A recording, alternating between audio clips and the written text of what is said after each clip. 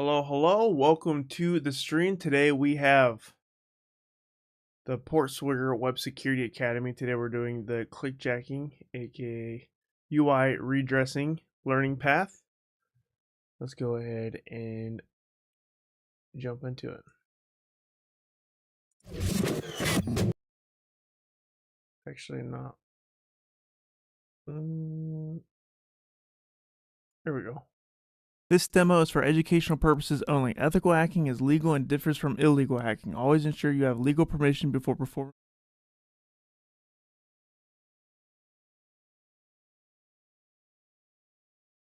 This demo is for educational purposes only. Ethical hacking is legal and differs from illegal hacking. Always ensure you have legal permission before performing what you see in this demo.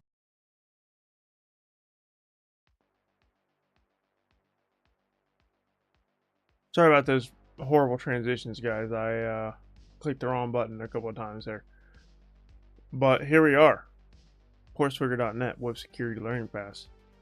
As you can see, we have clickjacking UI redressing right here. This learning path deals with clickjacking attacks. You'll learn the fundamentals of clickjacking, how to construct basic attacks, implement server-side and client-side defense strategies.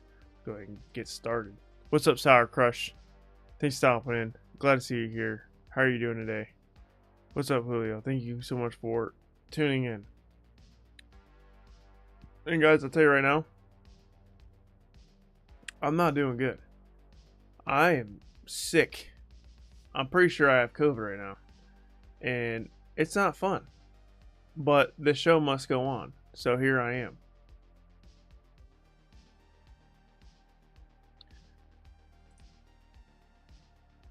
So if I have some brain farts today, that'd be it. But I don't like to make excuses. So we're here and we're gonna get it done.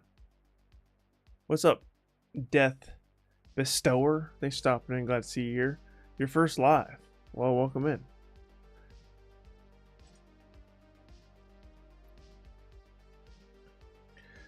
What is clickjacking? Clickjacking is an interface-based attack in which a user is tricked into clicking an actual content on a hidden website by clicking on some other content in a decoy website. Consider the following example. A web user accesses a decoy website. Perhaps this link is provided by an email. It clicks on a button to win a prize. Unknowingly, they have been deceived by an attacker into pressing an alternative hidden button, and this results in the payment of an account on another website. This is an example of a clickjacking attack. The technique depends upon the incorporation of an invisible actionable web page or multiple pages containing a button or hidden link, say within an iframe. The iframe is overlaid on top of a user's anticipated decoy web page content. This page differs from the CSRF attack, as the user is required to perform an action such as button click, whereas CSRF attack depends upon forwarding an entire request without the user's knowledge or input.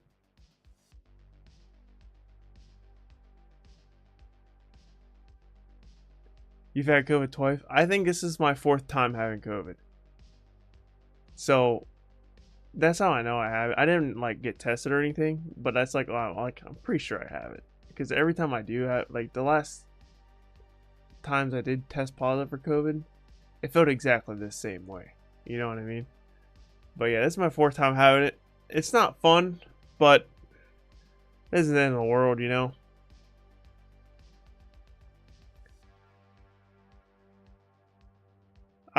I always say, like, I would rather have COVID for 5 days than to have the flu for 1 day.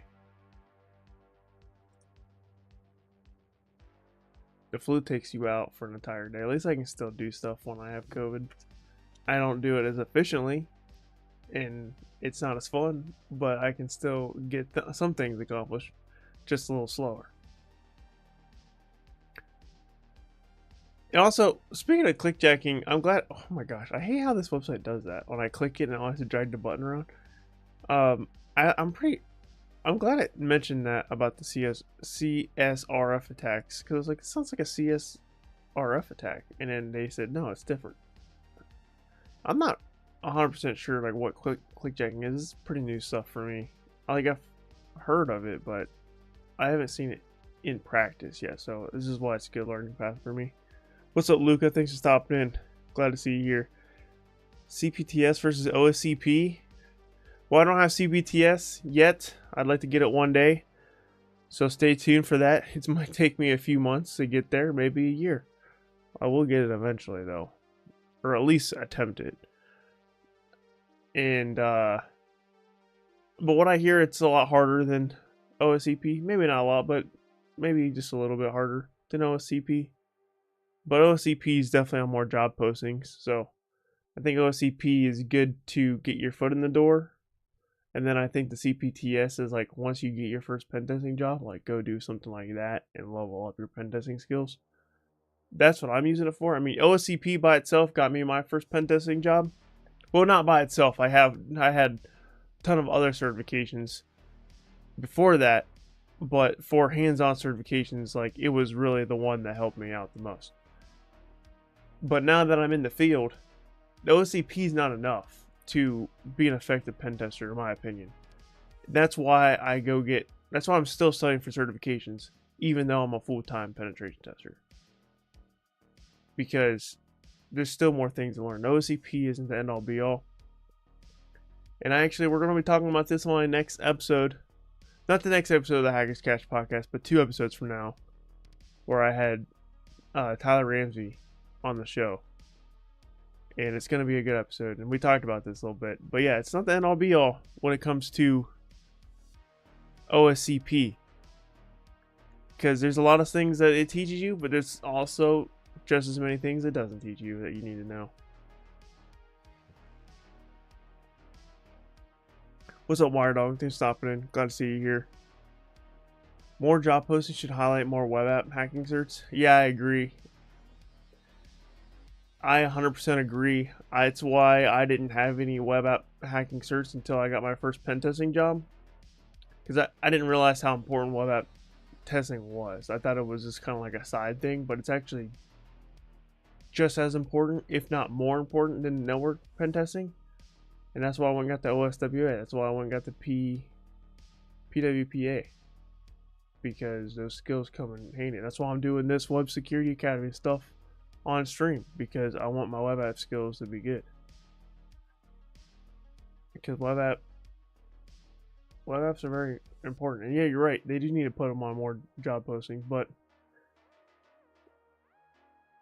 I mean, it don't really matter though. I mean, like, if you think about it, who's really losing here? If an employer doesn't put the web app certs on the job posting, the employer loses the most.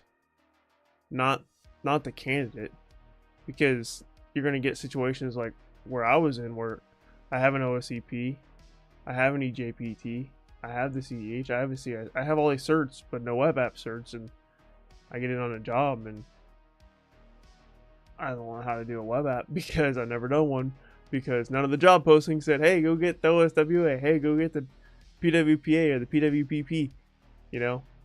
Had those job postings said that, I probably would have got those web app certs sooner.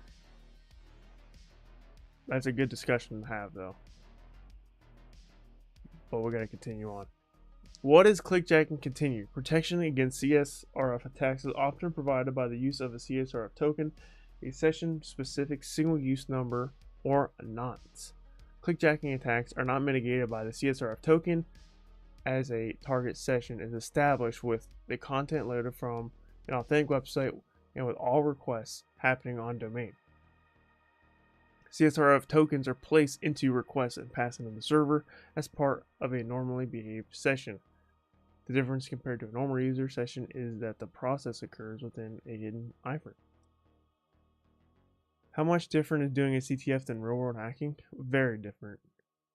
It's not even close. I mean, it's somewhat similar. CTFs are the best practice you can do, but it's still at the same time very different. That doesn't mean you shouldn't do CTFs. Like I said, CTFs are the best practice you can do, but just know it's a lot different.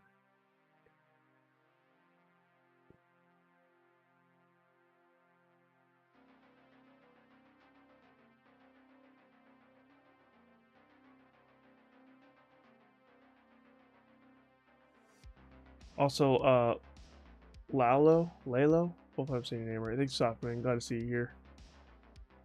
What's up, Sour Crush? Thanks for stopping in. I'm interested in your opinion. Would you recommend previous experience like help desk before entering into a SOC role?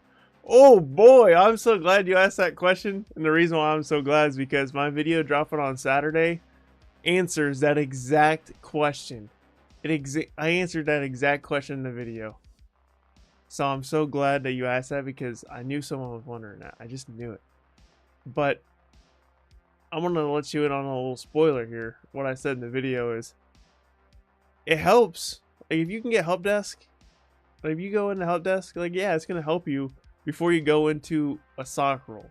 However, if you're able to skip the help desk, then I would skip the help desk. Like if you're trying to get into a SOC analyst role and you have that opportunity, take it. You don't have to have the help desk before that. Now it does help, and many people, it's almost a requirement. Some people, you know, they won't even consider you for a SOC analyst role without having that help desk or system administration experience. But there are employers out there that will hire you without having that experience. And if you find one of those, go for it. Take it. Skip the help desk if you can skip it. But it definitely helps. 100%. Like Waterdog said, there's nothing wrong with starting with the help desk. Like I said, that's the more likely chance of you, like that, the chances of you breaking into a SOC analyst position from a help desk is significantly higher than going straight to SOC analyst. But like I said, if you can go straight to SOC analyst, I see no issue with skipping it if you can.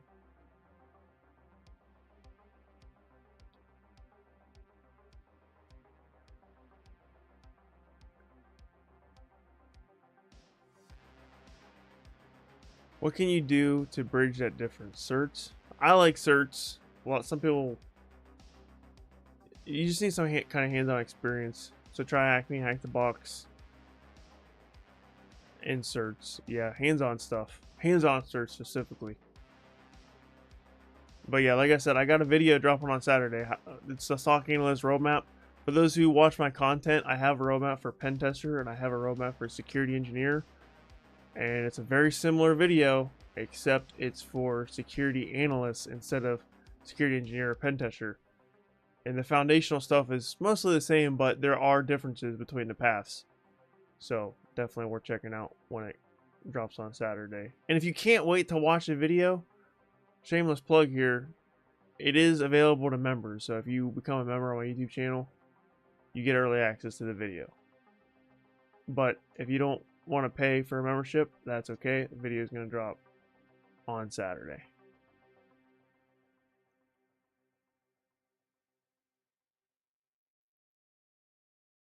Can you elaborate on some of the main differences between CTF and ethical hacking, pen testing? I'm aware of some, but I'd like your take on it. For starters, when you do a CTF box, like on Hack the Box or Try Hack Me, there's only one machine typically. Now, some of the Try Hack Me rooms will have a small network, like 3-4 machines at maximum. In the real world, when you're doing a pen test on a network, there's going to be 400 machines, maybe even 4,000 machines. I've seen networks that big too. These are very large networks, and you don't get that much time to look at every box. And the scans take a very long time. So that's the biggest difference, is the sheer amount, the size of the network, the size of the targets. And you have to be, because a lot of the stuff on CTFs and even exams like the OSCP, I haven't done the PNPT exam or the CPTS exam, but I imagine that the networks aren't terribly that big either. It's hard to emulate that. But OSCP I can definitely speak about. You know, OSCP is only a 6 machine network. Very small network. Real world, I mean, don't get me wrong, I've been on, a couple weeks ago I was on a network that had only 2 machines on it. And it was easy because there's only 2 machines to pen test, but I would say more times than not, you're going to be on a network that has dozens, hundreds, and maybe even thousands of machines, and that's the biggest difference. Furthermore, another huge difference between CTFs and real world is that in the real world, machines are not vulnerable on purpose. You do a hack the box machine or a try hack me room or an OSCP exam, every one of those machines has an intentional misconfiguration on it somewhere, or maybe an unpatched service or something, out of date software. There's some vulnerability that's purposely left on the machine. In the real world, that's not the case. Like for me as a consultant, these companies, they come to you, they come to me saying, hey, we've done our due diligence with hardening our network, with hardening our systems. We would like you to test out our defense measures. And that's what a pen test is. You're testing out. You're trying to find vulnerabilities that you overlooked. Very rarely do companies say, yep, go ahead and pen test me without doing their hardening first, right? So these machines, so typically, in my experience, at least in the modern day, most networks, most of my clients are fairly secure. They take security pretty seriously, and there's no easy way in. Now, I have seen some easy ways in, but I would say more times than not, like, I'm not rooting these boxes in the real world, because, like I said, these clients, they've already done their due diligence, and the pen test is like just the last thing they need to do to really confirm, you know, the security measures that they've been putting in.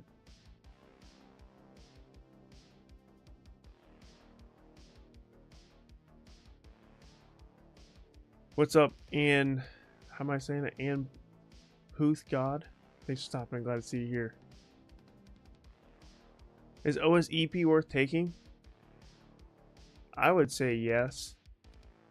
After you get an OSCP, but or maybe even OSCP plus some other certs, it's definitely worth it, 100%. If you're trying to grow, which you should be.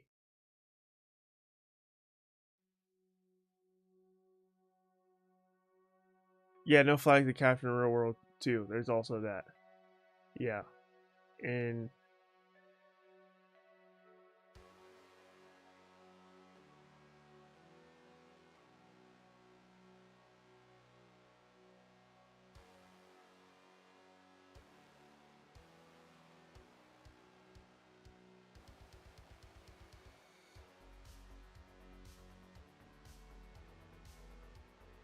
yeah, what Wire Dog's saying is right, absolutely right. Everything he's saying in there. For those who can't read, he's basically saying, most likely I have to find some kind of misconfiguration, exploit that. RCE on external facing networks is rare, which is true.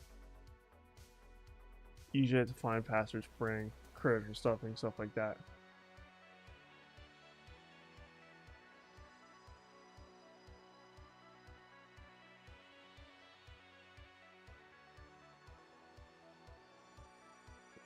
Alright, moving on.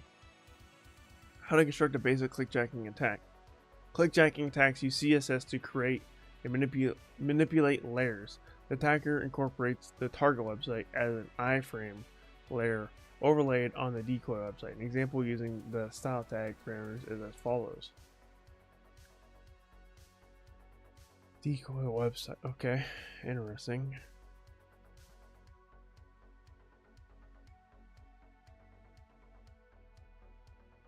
The target website iframe is positioned within the browser so that there is a precise overlap of the target action with the decoy website using appropriate width and height position values. Absolute and relative position values are used to ensure that the target website accurately overlaps the decoy regardless of screen size, browser type, and platform. The Z-index determines the stacking order of the iframe and website layers. The opacity value is defined as 0 or close to 0 so that the iframe content is transparent to the user. Browser clickjacking protection might apply threshold-based iframe transparency detection. For example, Chrome version 76 includes this behavior, but Firefox does not. Chrome always has better security than Firefox. The attacker, but on the flip side, Chrome actually spies on you, so there's that too. You get better security with Chrome, but you get way less privacy with Chrome. So pick your poison. The attacker selects opacity values so that the desired effect is achieved without triggering protection behaviors.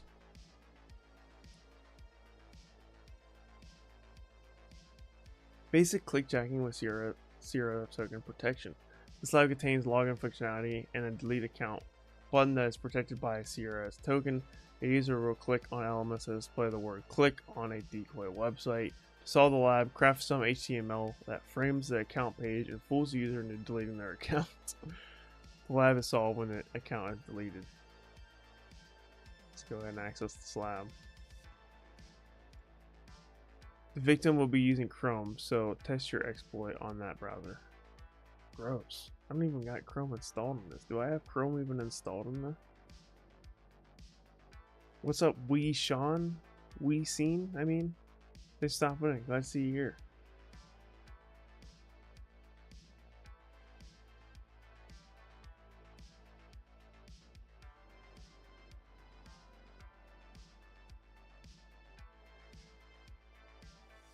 I was thinking about going for OSED and leave it alone, but hey, the world has changed. But that OSWE is real hard and worth taking, is what I heard. All those 300 level offset certs are incredibly difficult. I went through the OSED course twice and did not feel confident enough to take the exam because it's hard. And then OSWE, I started doing that. I got about, I don't know, 20% through the course. And I just couldn't. I just didn't have the skills and knowledge to do it.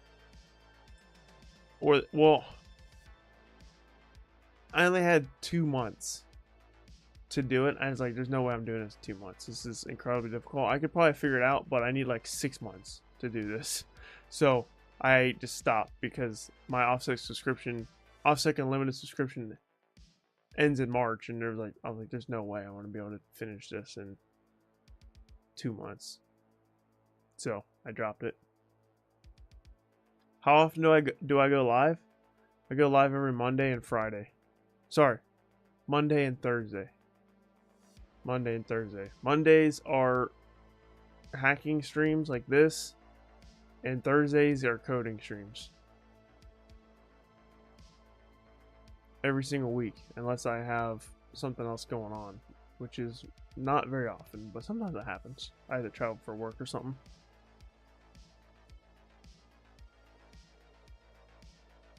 Okay, I gotta figure out how to clickjack the user and have them delete their account.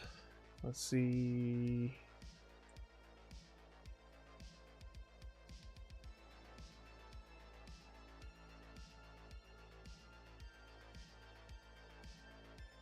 I have no idea what I'm doing.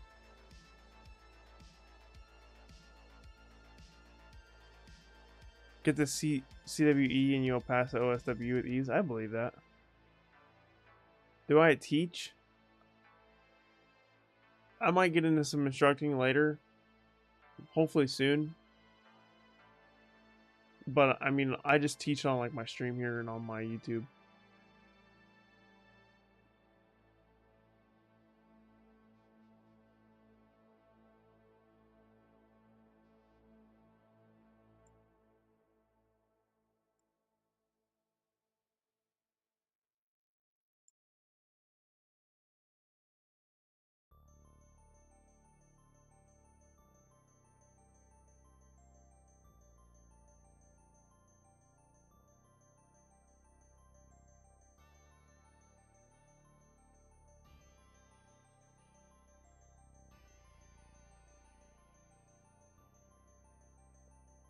Go to the exploit server. What is this? Corrupted response?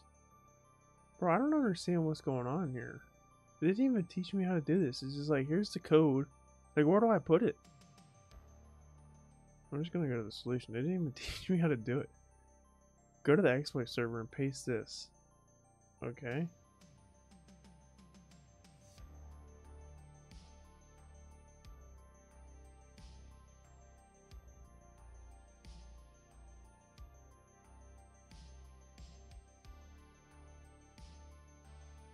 My lab ID is this.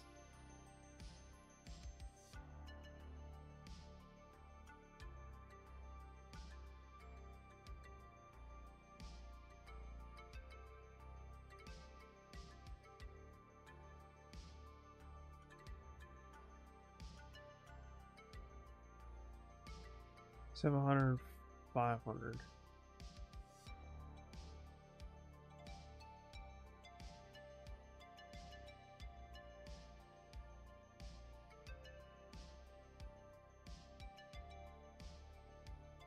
I guess this goes here.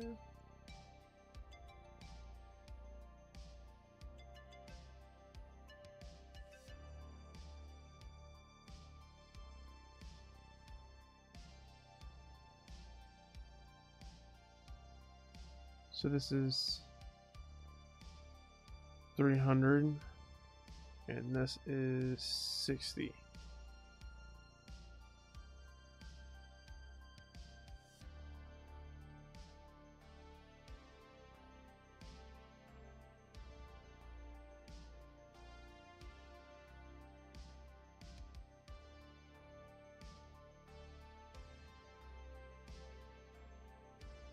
For the paste, there it is.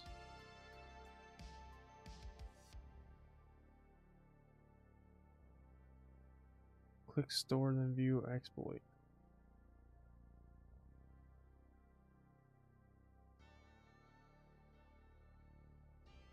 What?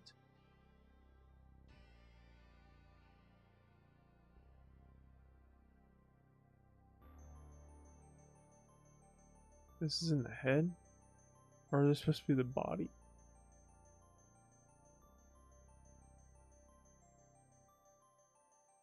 Oh, that makes sense. So I put this.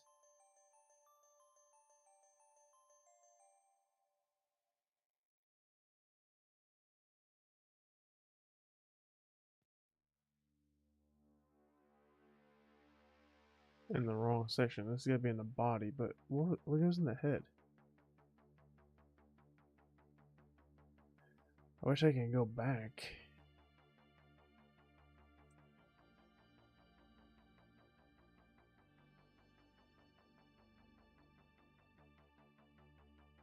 Maybe if I do view page source. Here we go. We'll take the head and roll this in there, maybe? I don't know.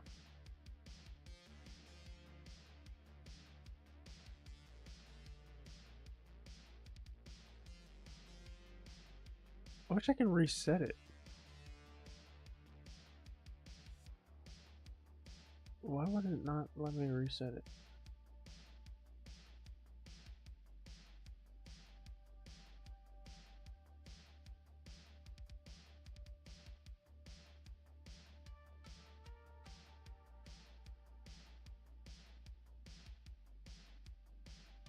Did I take Sec Plus? Yeah, that was my first certification, if you're asking me.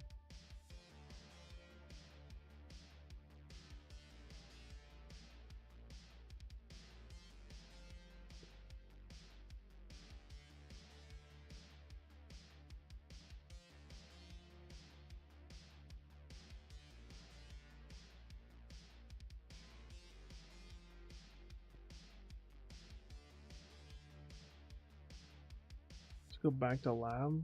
Can I go to the exploit server? Oh, thank goodness, you gave it back to me. Let's do store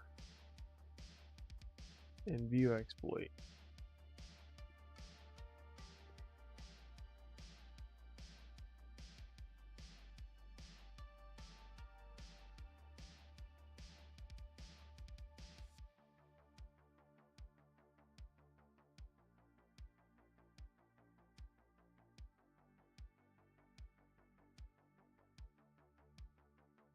Hover over the test pane and ensure that the cursor changes to a hand indicating that the div element is positioned.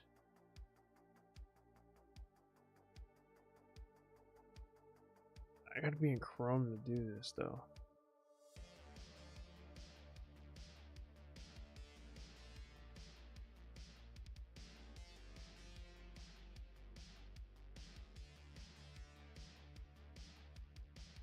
Yeah, I got you for study advice. I got 2 videos for you.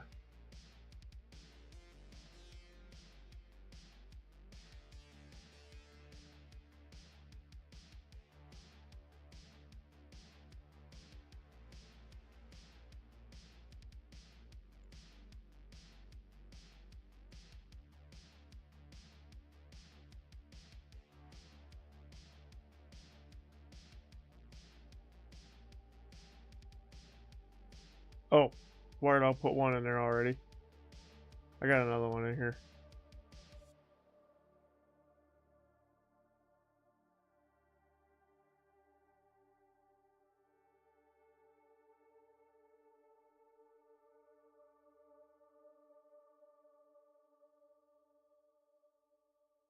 There you go. So those are 2 videos that basically that's how I study, and that's what I would recommend to you. And then that second video is just how to pass Sec Plus. It's like specifically what you should be doing for Security Plus, like what books to get, stuff like that. The first one's like, you know, what habits, the mentality you got to take to before you start the journey, and then the Security Plus one's like, hey, grab this book, do this course, do these practice questions, etc., etc.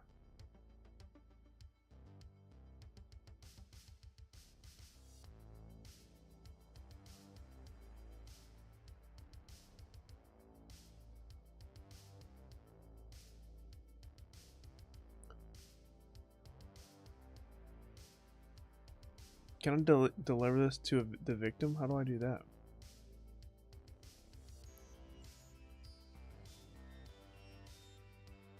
Deliver exploit to victim.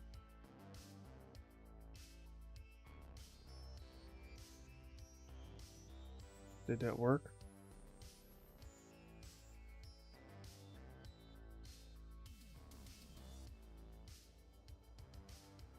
Was it easy for me?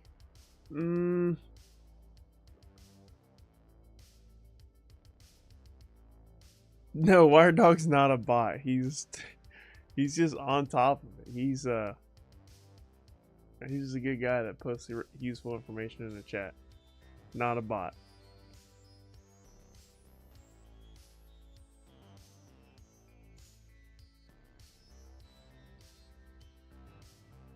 You hear that, Wire Dog? Dude, you're a machine, bro. You're doing so good. You're a machine. That's what I got out of that. Well, I don't think the lab's solved. I say refresh here. I don't think I solved it. No.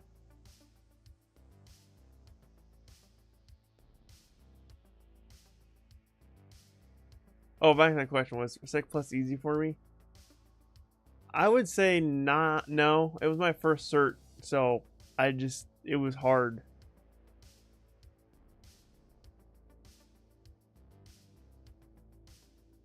I don't know, man. It's a hard question because preparing for it wasn't easy, but because I put in the work, it was easy. If that makes sense. Like I didn't grasp all the concepts right away, but the repetition over and over and over and over and over made it easy. But if I didn't do the repetition over and over and over and over, then it would have been much more difficult. I did pass my first try, but that's because I put in stupid amounts of hours to pass it. When I say stupid amounts of hours, I mean like 5 hours a day, every single day, for 3 months straight, with the exception of like 2 weekends. So out of those 3 months, maybe like 4 or 5 days I didn't study, and then every other day it was like 5 hours a day.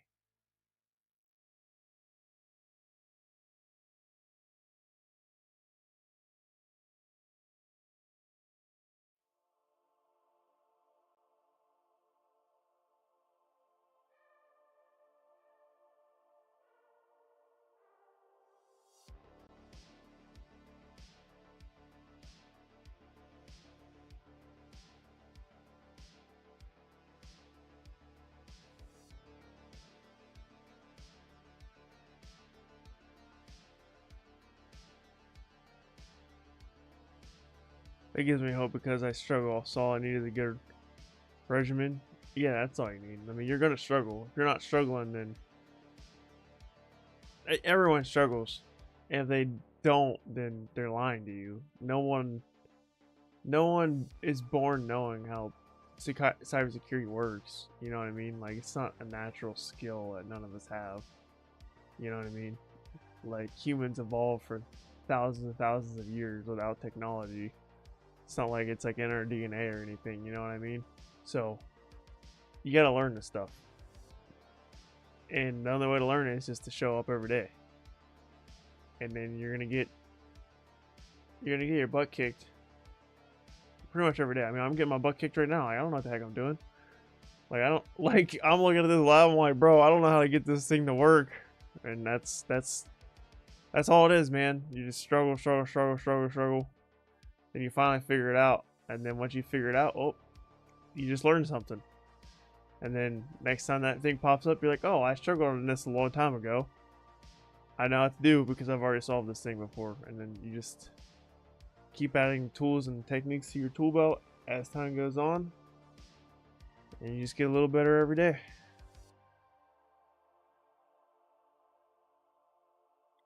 I got to do this in Chrome. So I think I need to actually launch Chrome. Do I have Chrome in this thing? Chrome. I do have Chrome installed. Nice.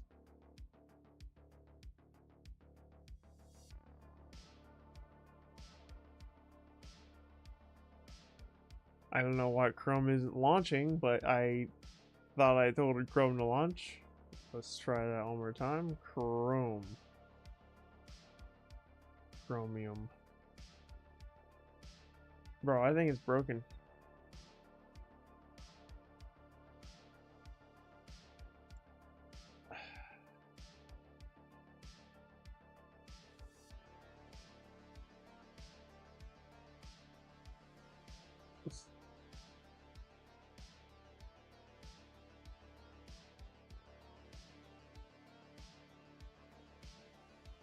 Let's go ahead and remove Chrome and then reinstall it because it's not launching for me.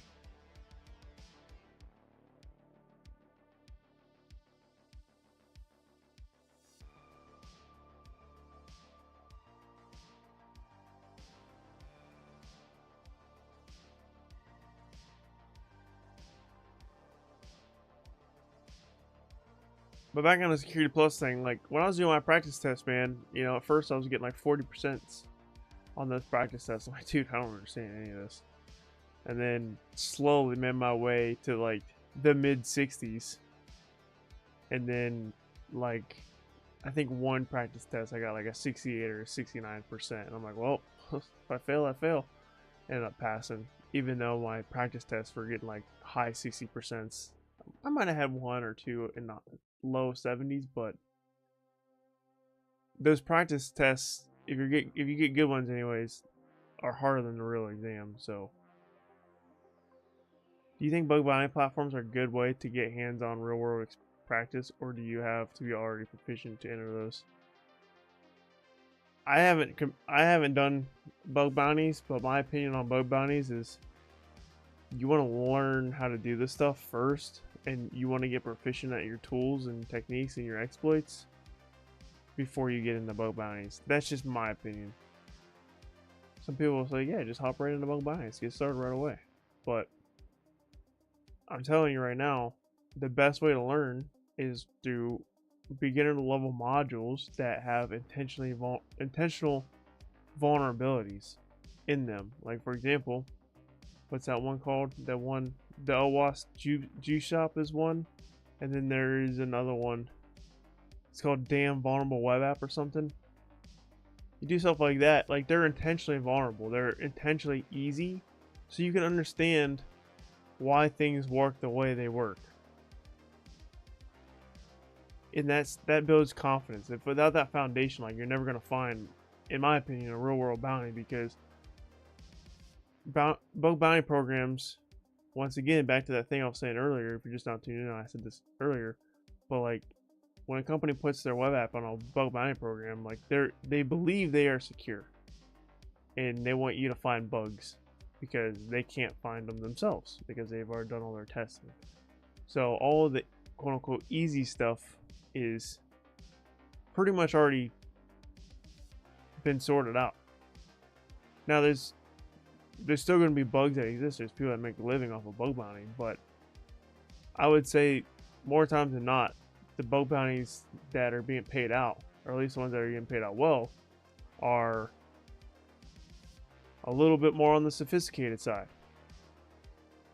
Not saying that easy exploits don't exist.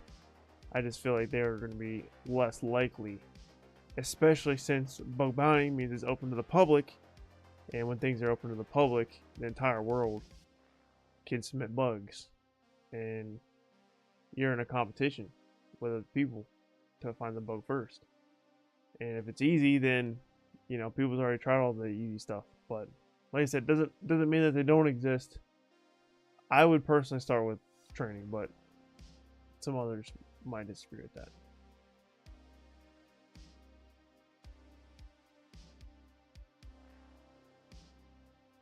I'm glad you said that, because I was debating whether or not to jump bug bounty study or take the hack the box. That's very informative. That's my recommendation. Yeah, just like, do some training, maybe get a cert or two. Now there's tons of bug bounty hunters that don't have certs, and they just kind of self-taught themselves. That's not the kind of person I am, though. But you can do whatever you want. I mean, there's been successful people doing either method. It's really just your choice.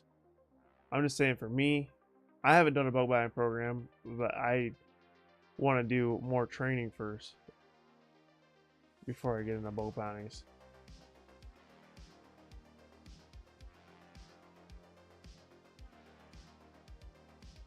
Alright, let's load up Chromium here.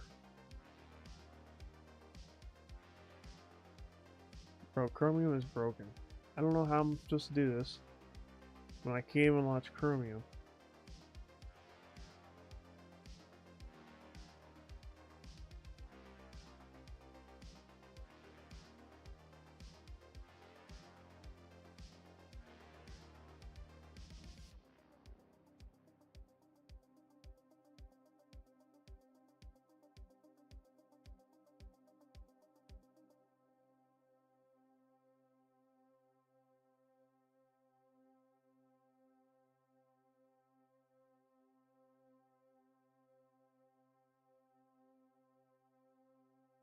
I don't understand what I'm doing here.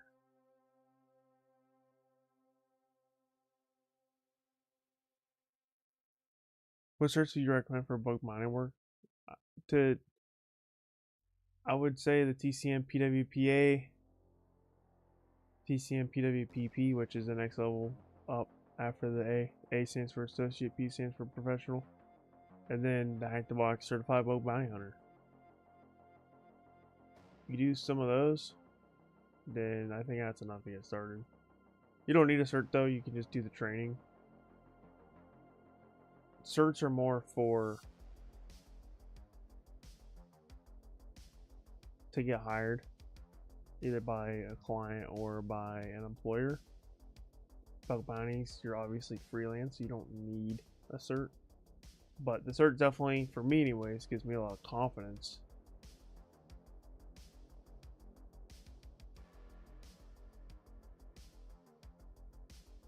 Dude, I have no idea how to do this. It says this works in Chrome only, but I can't even get Chrome to work.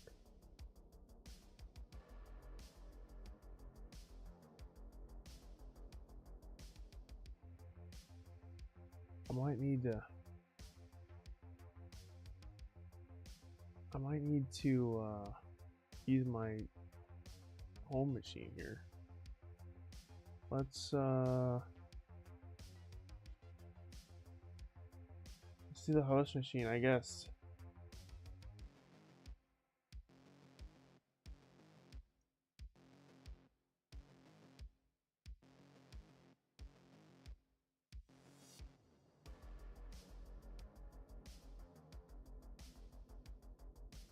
I gotta log in, hold on.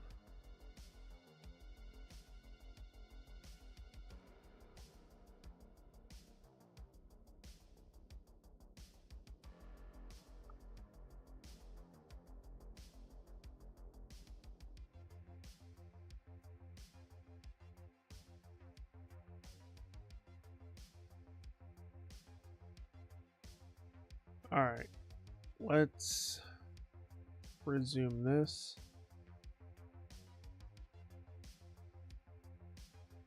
Access the lab. Go to exploit server. Okay, so let's should view exploit. Oh, here we go. This is... Bro, I don't know what's going on. I don't know what this means. It looks different though. It looks like it's loading something.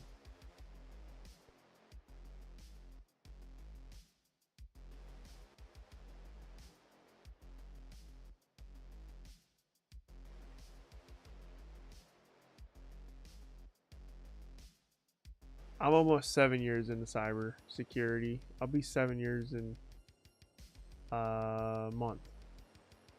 Next month I'll hit my 7-year mark.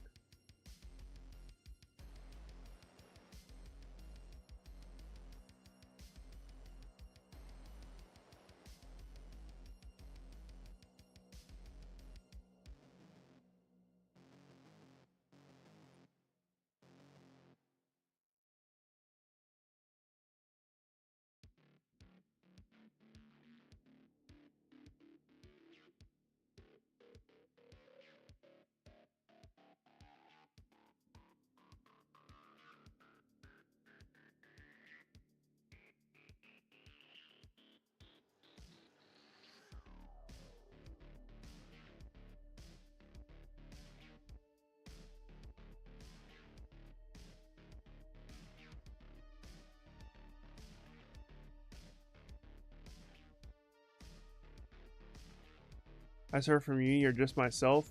I got my start through the military. I joined the United States Air Force as a client systems technician, and they changed it to cyber defense operations. But that's how I got started. I joined because I wanted to work on computers, and that's what I did. But then they're like, hey, you got to get Security Plus, mandatory if you want to have this job. So that's why I'm gonna get Security Plus, and going through Security Plus made me realize I actually like security, and I started liking security more than the system administration and the help desk stuff.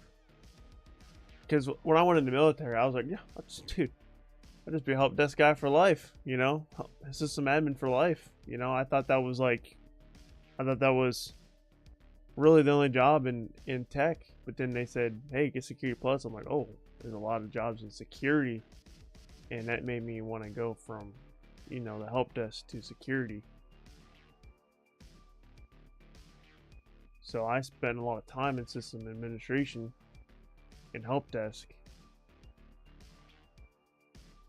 And then I pivoted into cybersecurity after I got out of the military. I mean, it was security. Like I said, it was cyber defense operations. It got changed to cyber defense operations later on. But early on, it was system administration and help desk.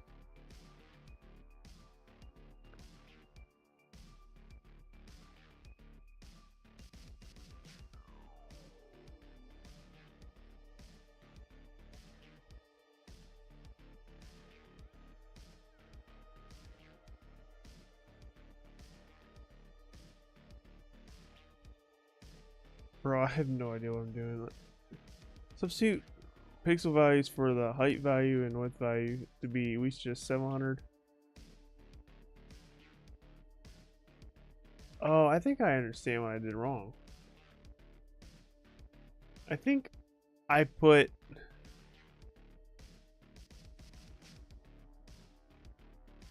this all wrong. So this is 500. So I had these backwards, first of all. I had 700 here. It's supposed to be 500. And then it's supposed to be PX. I didn't put a PX here. Yeah.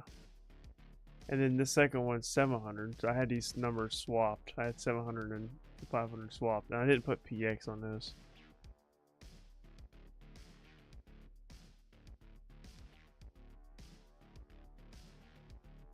Top 300. So top value is 300 pixels. Once again, I didn't put the PX here. 300 PX.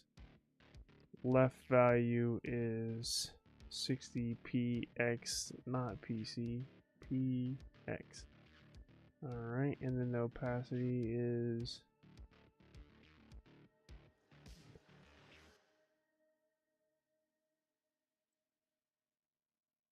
oh, I get it now. We want to do this. Okay. So we want to do this. Store. View exploit. Let's see if it looks. Bro, I don't understand. What? Resource not found.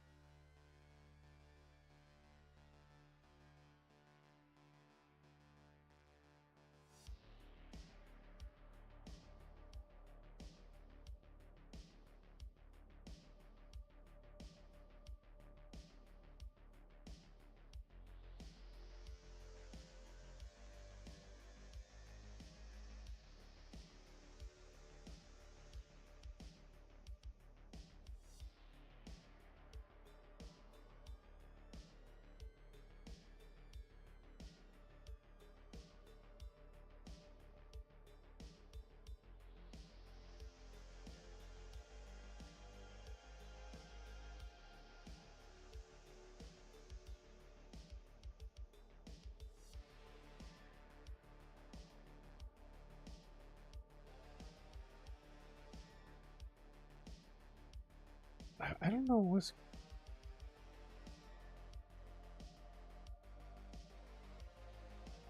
I don't understand. It says resource not found. Bro, I don't understand any of this.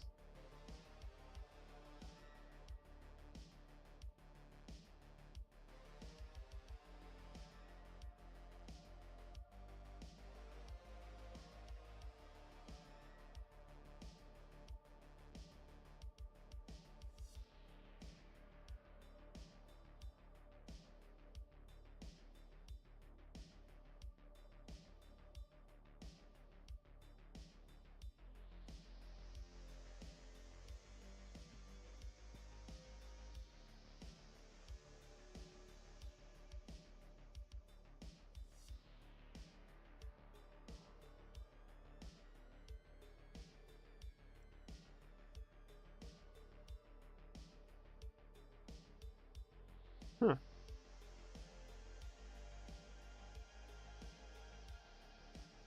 Bro, I have no idea why it doesn't work. I'm doing exactly what it told me to do. Like, I've like even skipped this. I cheated. I went straight to the solution. And I still can't get it.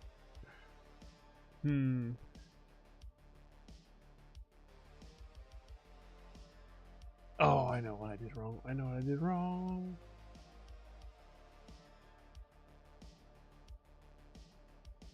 I have to take this ID,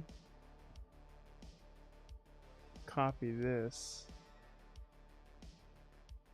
Well, hold on. Lab ID.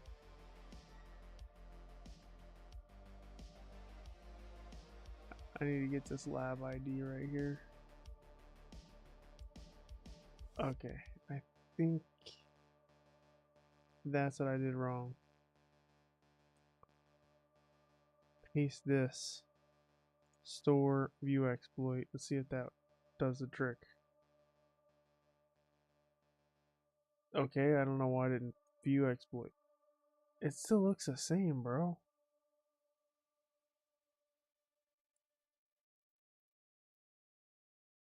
How is that even possible? Let's hit refresh on this. How did this not get store? View exploit. It's still the same crap.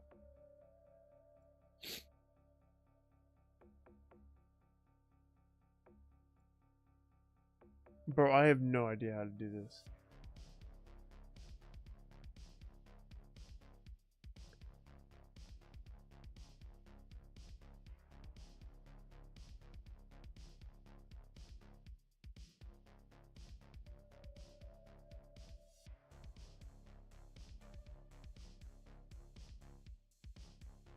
Alright, I'm gonna watch the solution on this. I'm gonna give up. I'm gonna have to watch the solution on this one. Hey, what's up, Integrity fam? We're back with an Academy session, and today we're talking about clickjacking, mysterious clickjacking. Let's look into a lab to make it a little more clear.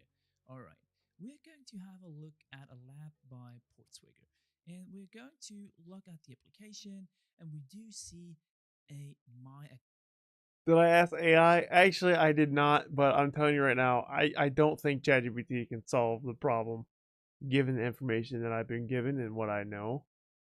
I trust this guy more than ChatGPT. But that's a good thing. I mean, yeah, normally I would ask ChatGPT, but I just don't think the information that I have, ChatGPT is gonna be able to solve it. ChatGPT's been letting me down a lot lately, so I don't trust it nearly as much as I used to. gives us a user with the username Wiener and the password is Peter. And now we see that we logged in with Bro, I still can't get over how like PortSwigger just like, yeah, his name is Wiener Peter. Like, that user. So next up, we're going to have a look around and we realize, okay, there's an interesting button that says delete account. So that is a little dangerous. And the idea in this lab here is to trick the user into clicking this button with him actually realizing that he's deleting his account right now. And for that, we're going to have an exploit server. The exploit server, think of it as like a website hosted by the attacker. So that is the attacker's page. And if we look at it right now, it just says hello world. It doesn't do anything. But we're going to change that.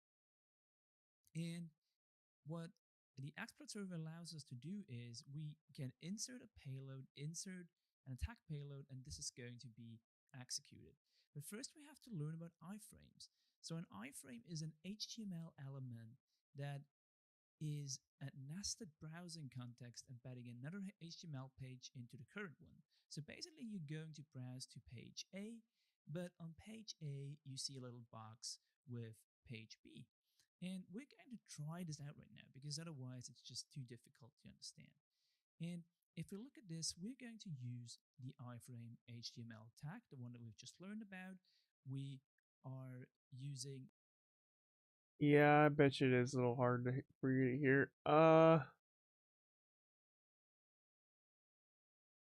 do keep the volume down for the background music because I don't like the background music overpowering. Let me see if I can. Shh.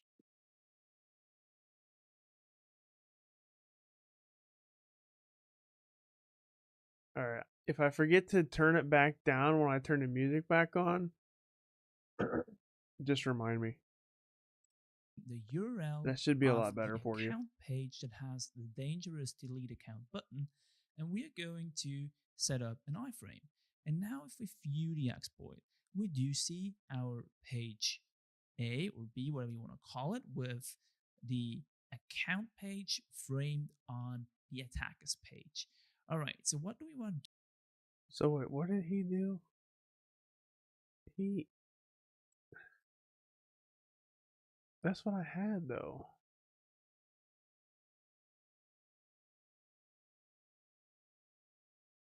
I had that same thing. Mine doesn't look like that. Alright, let's just keep going. Do next.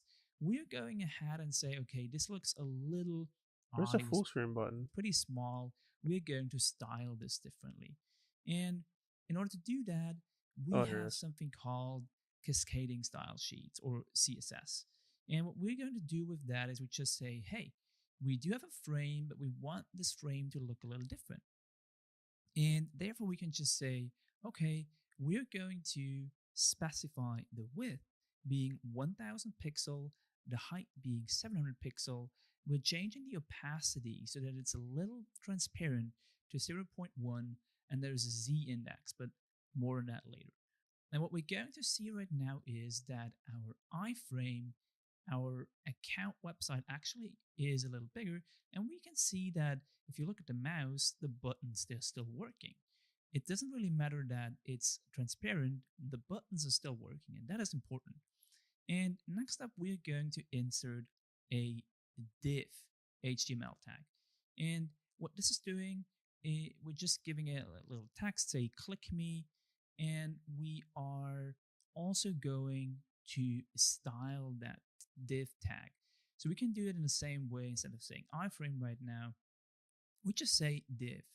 And we're going to style this in the way that we're saying, okay, we want to give this a position being absolute.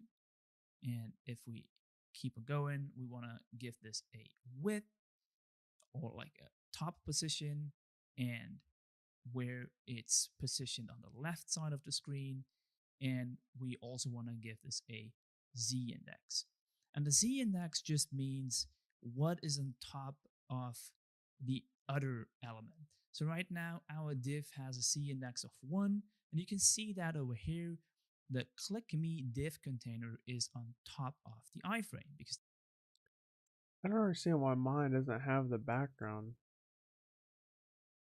It says resource not found. So I don't understand.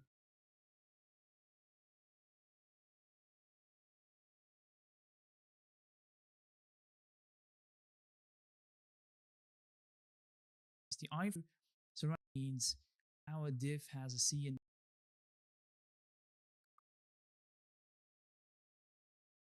I don't understand what I'm doing differently.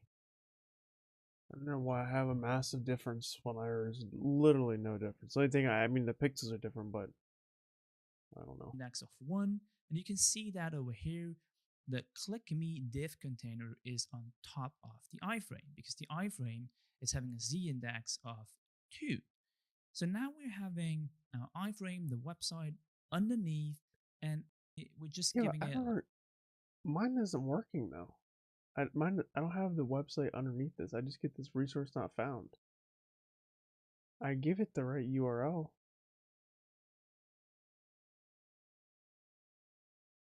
Oh, you know what? Maybe I think it's because I forgot this. Yeah, that's what it is. Gotta do the HTTPS. There we go. Okay. Now, okay. That's what it was. That's all it was I forgot HTTPS. Oh my gosh. Okay, I understand everything now.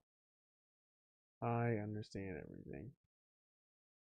So now all I gotta do is I need to move this test me thing to make it hover over delete account. So maybe if I do like, I'm gonna turn the music back on because I have this figured out.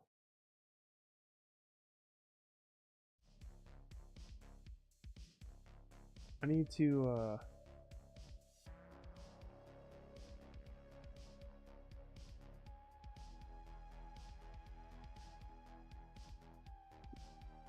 put 1,000 here maybe.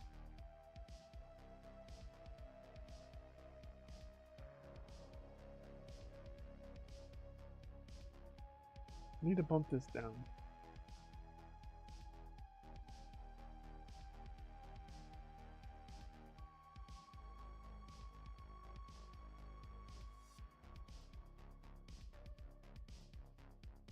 Let's try 2,000. Nothing changed.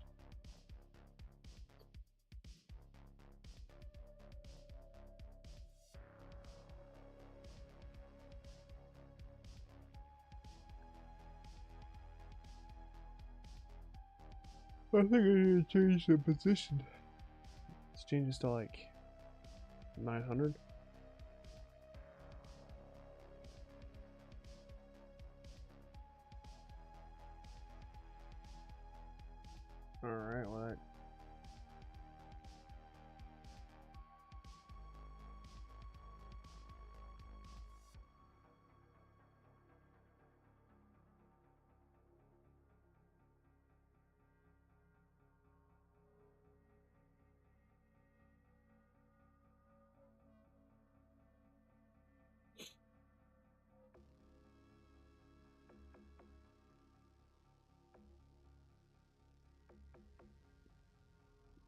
Bro, I hate this lot. I hate this. This is not fun. Like, at all.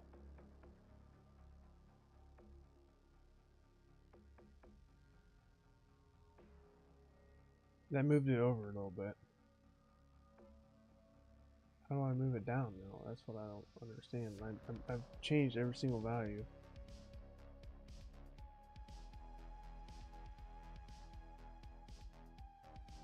How does it not change anything?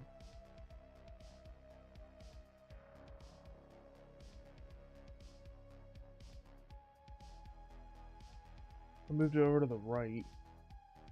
That's not what I wanted to do.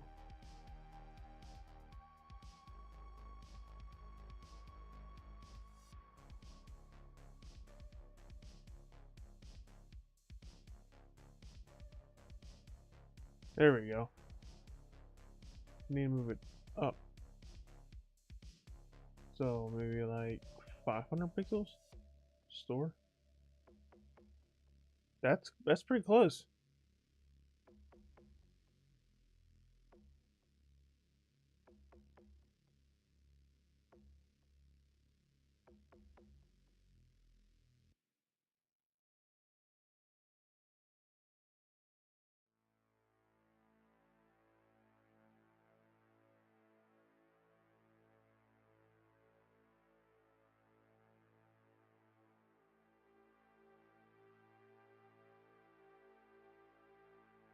Deliver to victim?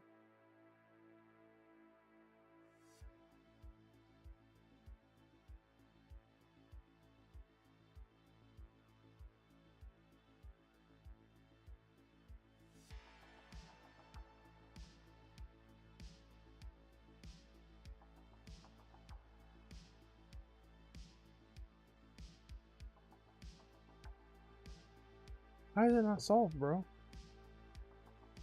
I put it right above the.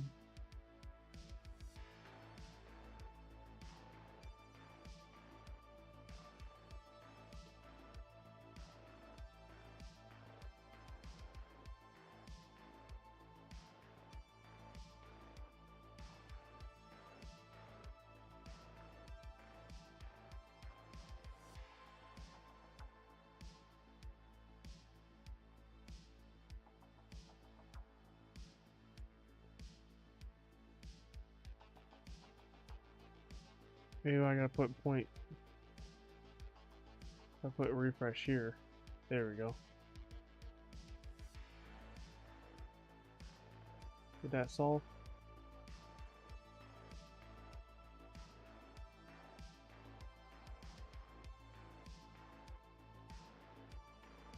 I think I need to move this over just like a tiny bit.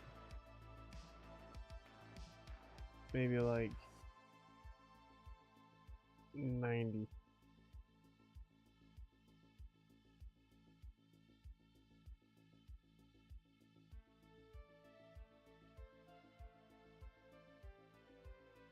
Bro, what do you mean?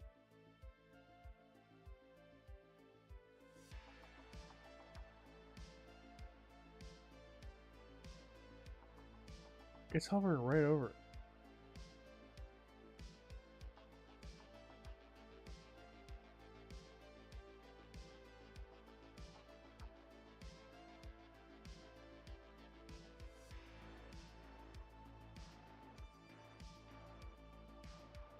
It's literally right over it. I mean, what do I gotta do? Have it dead center?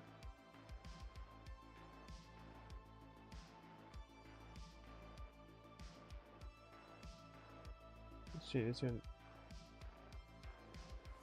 85. And then we'll say 4. I don't know. 80. Store. View the exploit. A little too high. So Jesus, thanks for stopping. I'm glad to see you here. I'm glad you like the music.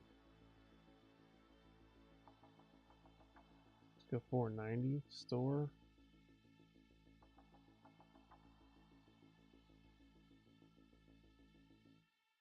Let's go 495 and 83. Store. Bro, this is almost right dead center over a delayed account.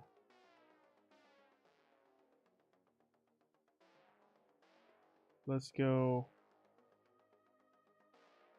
78 here. That's pretty close to the center. I don't know. Let's just try that. Put a decimal point here and store, deliver exploit to victim.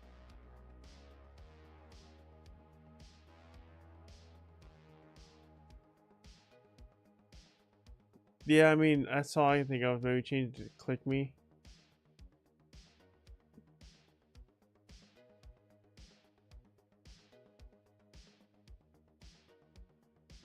Oh, it does say change it to click me.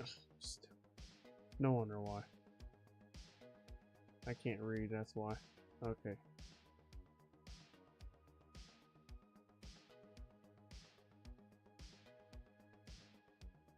Store, deliver to victim. There we go.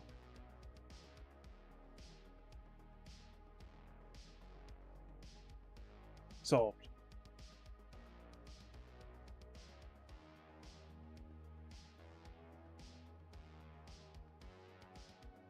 Okay, hit next, please. Click Bandit. Although you can manually create a clickjacking proof of concept as described above, this can be fairly tedious and time consuming in practice. When you're testing for clickjacking in a while, we recommend using Burp Click Bandit tool instead. This lets you use your browser to perform the desired actions on the frameable page, then create an HTML file containing a suitable clickjacking overlay. You can use this to generate an interactive proof of concept in a matter of seconds without having to write a single line HTML or CSS. Nice. That was a cool experience. If you say so, I didn't like it at all. I didn't have fun with that at all. Clickjacking with pre-filled form input. Some websites that require form completion and submission permit pre-population of form inputs using get parameters prior to submission. Other websites might require text before form submission as get values form part of the URL, then the target URL can be modified to incorporate values of the attacker's choosing, and the transparent submit button is overlaid on the decoy site as in a basic clickjacking example. I'll be right back.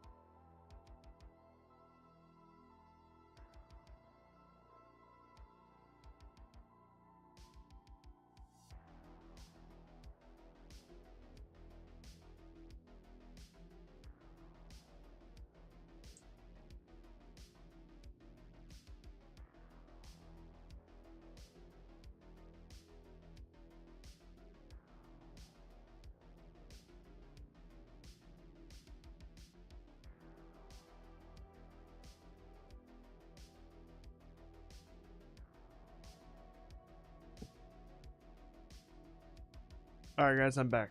Sorry about that. I had to go blow my nose because, well, I'm sick. And I had to get another drink. By the way guys, have you, I always like to share the drinks that I drink.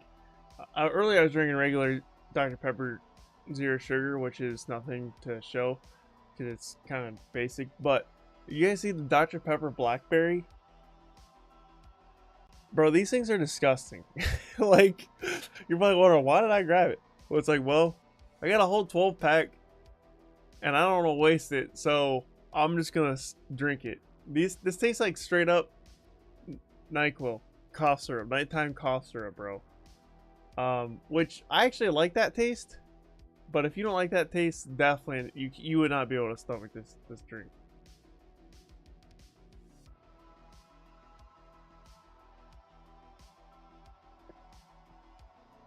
Actually,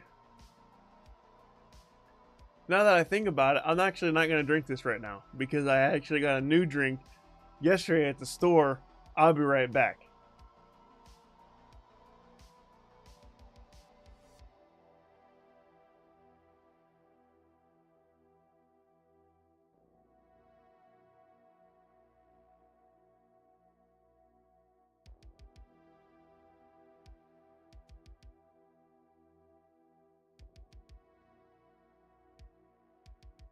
He said, that sounds nasty, just like the Coke Oreo flavors. I had the Coke Oreo flavors. Was I drinking that on stream, R-Dog? I had it. I had 2 bottles of it. Did I drink that on the stream?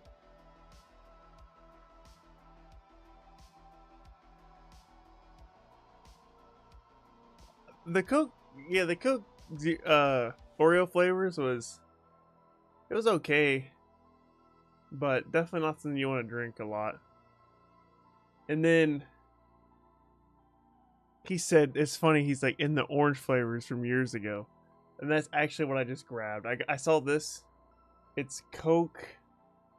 You can't really read it. It says orange cream. It's new. Orange cream. By the way, I only drink zero sugar, so there's all kinds of other flavors that aren't zero sugar, but I only drink zero sugar. So when I see zero, like, different flavors that are zero sugar, I like to try them out. I don't know if I can handle Coke Oreo. It was okay. It was good at first, and then so it's like good at first, and then like, yeah, the first like 5%, it's like, oh yeah, first couple of it's like, this is pretty good. Then it starts getting really nasty, and then once you get towards the end, you're like, okay, you kind of start liking it again. I would say the first 5% is good, the last 5% is good, but then like the other 90% of the drink is just nasty. That's the same thing with the Dr. Pepper Blackberry. That's, at first it's like the first couple sips like, okay, this is interesting, and then it gets really nasty, and then when you get about 80% through, you're like, okay, this is actually pretty good. It's not good all the way through. This one right here, orange cream Coke. Let's see what this tastes like.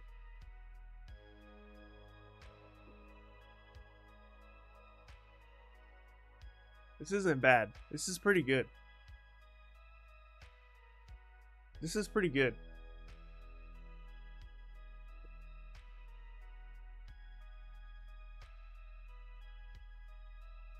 I like this.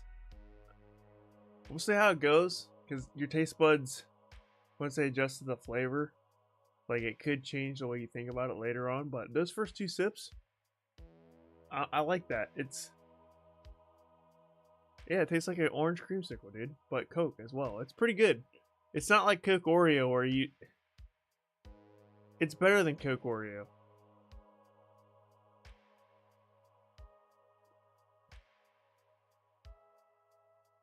I like it. It's pretty good.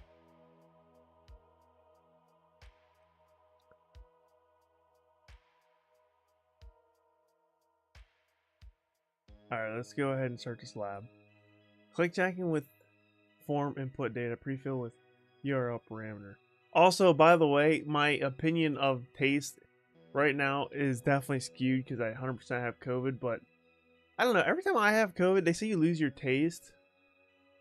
And by the way, I don't have confirmed COVID, but I'm pretty sure I have COVID. When I had confirmed COVID, I felt exactly the same way I do now. But every time I get COVID, I don't lose my sense of taste. Or is it your smell? Do you lose your taste of smell? Not taste, your sense of smell?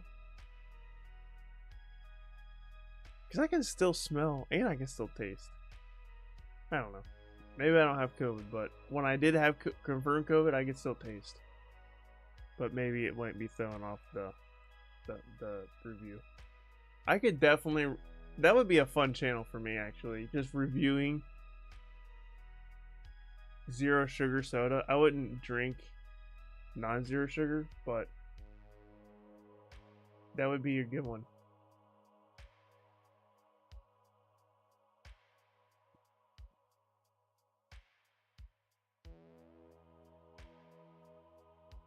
Yeah, that's pretty good, man.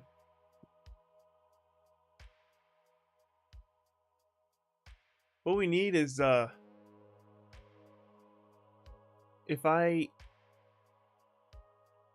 would like to like make my own zero sugar soda drink with like hacker themed stuff, you know?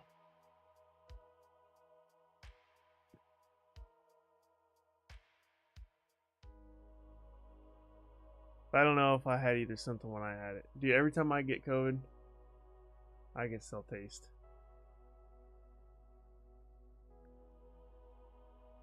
Alright, we gotta do this. I'm putting it off. As you can tell, I'm not very excited for this, I ain't gonna lie. I would rather review Coke Zero cream, orange cream than do this lab.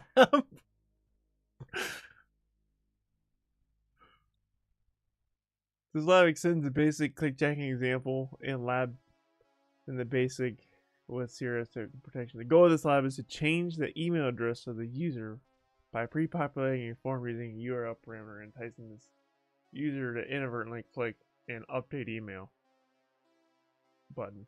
To solve the lab, craft the HTML that frames the account page and fools user and uploading their email just by clicking on a clickbait decoy. The lab is solved when the email address is changed. I just got back from the heist. What are the combos? What? What does that even mean? Phantom Leo, welcome to the stream. Thanks for stopping in, but I had no idea what you mean. What heist did you go to? You didn't even spell heist right. You spelled heist. Maybe you did spell it right. Maybe I don't know how to spell heist. I think I'm halfway to click. Isn't heist H-E-I-S-T? Yeah. Yeah, you did spell it wrong.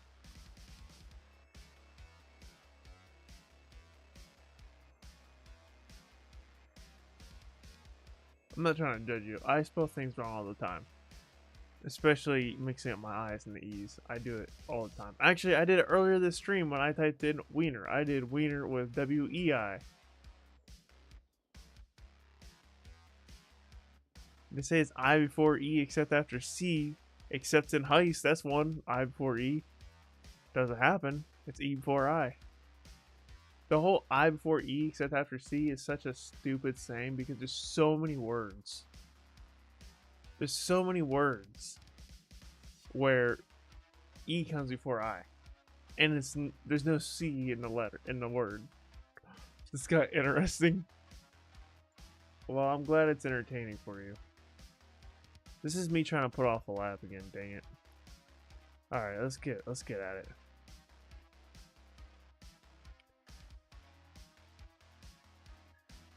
Okay, alright, let's go ahead and access the lab. Let's close down the last lab.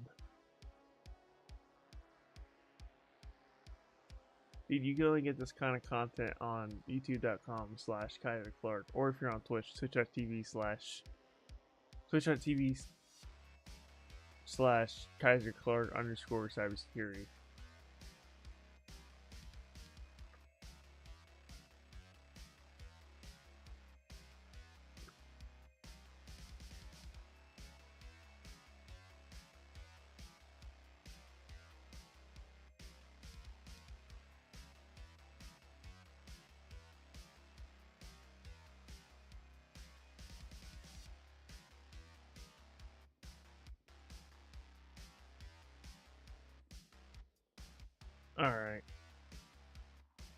I wish I would have got the values from the last one.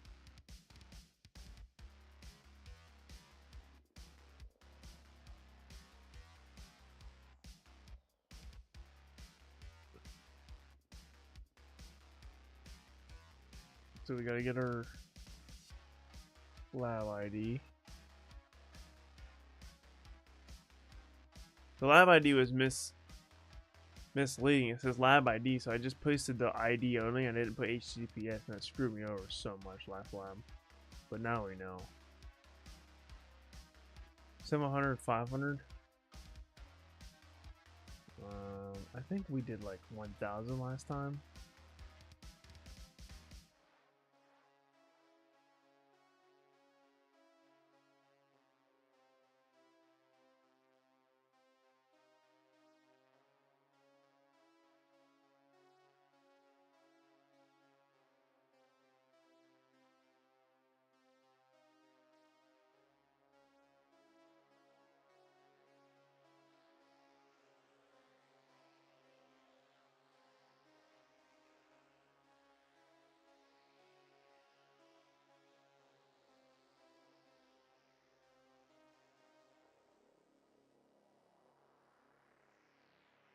See what else we gotta do here. So what's the link? Email equals hacker. Can I view exploit? That's pretty close to what we were wanted. No, it's not. What the heck? Hold up. We need to go back. Do I need to log in? I need to log in. Username. W-E-E-I-N-E-R. I think that's right. We were just talking about I before E or E before I. No, it's I-E. There we go. Wiener. There we go. What's up, Midnight Hacker? Thanks for stopping. I'm glad to see you here. Is PortSwigger free? It is free. Everything in here is free. Well, I have to go. It's been fun. Catch you later. Thanks for the info and entertainment. Yeah, no problem. Death Bestower, thanks for stopping in. Glad to see you. You have a good night. And thanks for watching. Thanks for hanging out. And I'm glad you had a good time. Until next time.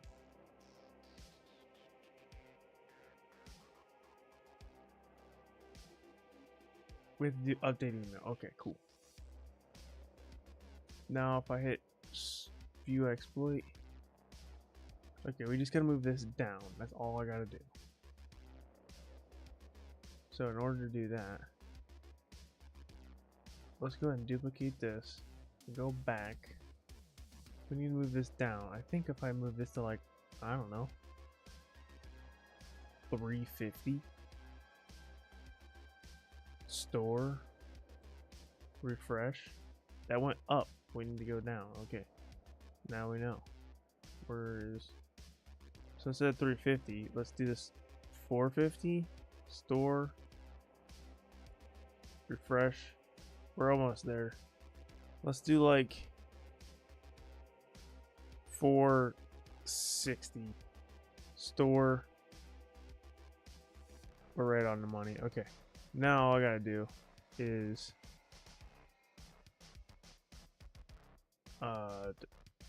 change the opacity to like, we gotta put some zeros in here. Store, deliver. Oh no, we need to change this to click me in store, deliver exploit to victim. We did it, baby. The iframes, remember the frames. What universe am I in? The frames, Mason.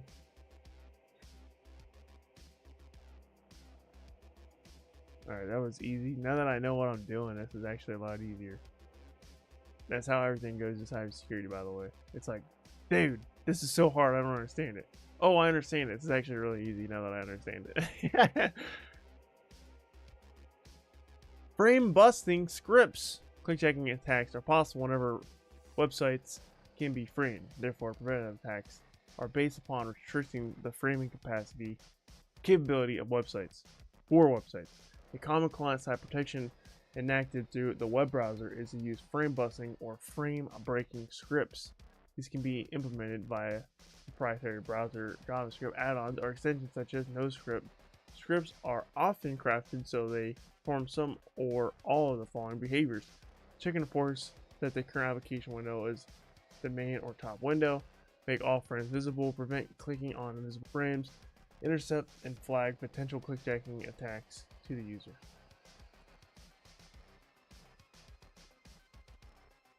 Frame busting scripts continued. Frame busting techniques are often browser and platform specifics.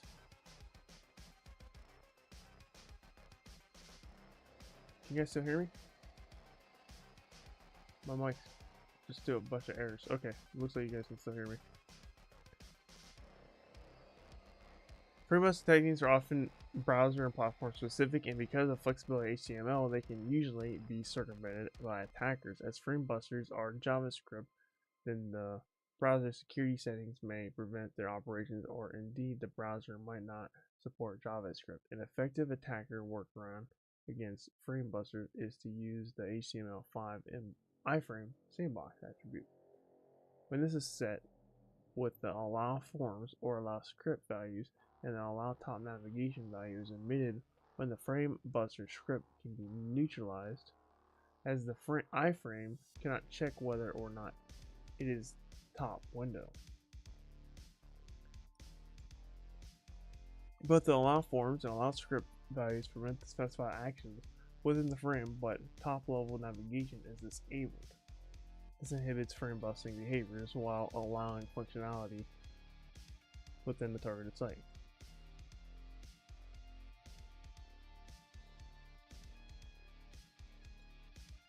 Let's go ahead and close out all these. I'm actually going to save this body because I feel like it's the values I want to keep reusing.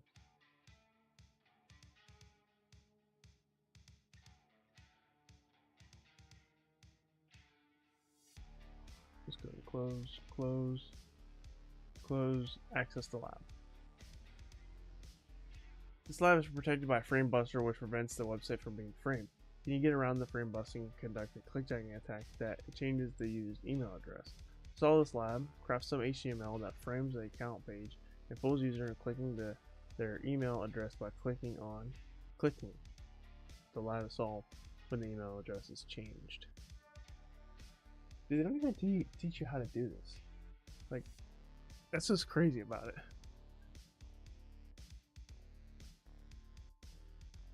We gotta log in the application first.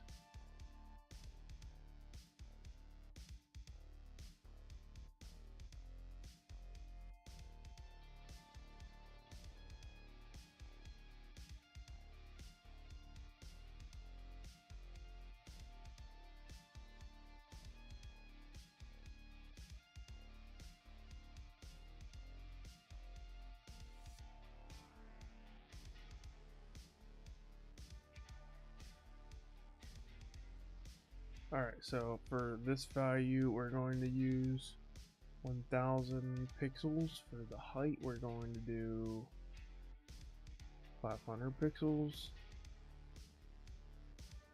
Opacity 0.1. We'll do click me. We need to grab that lab ID. Copy that.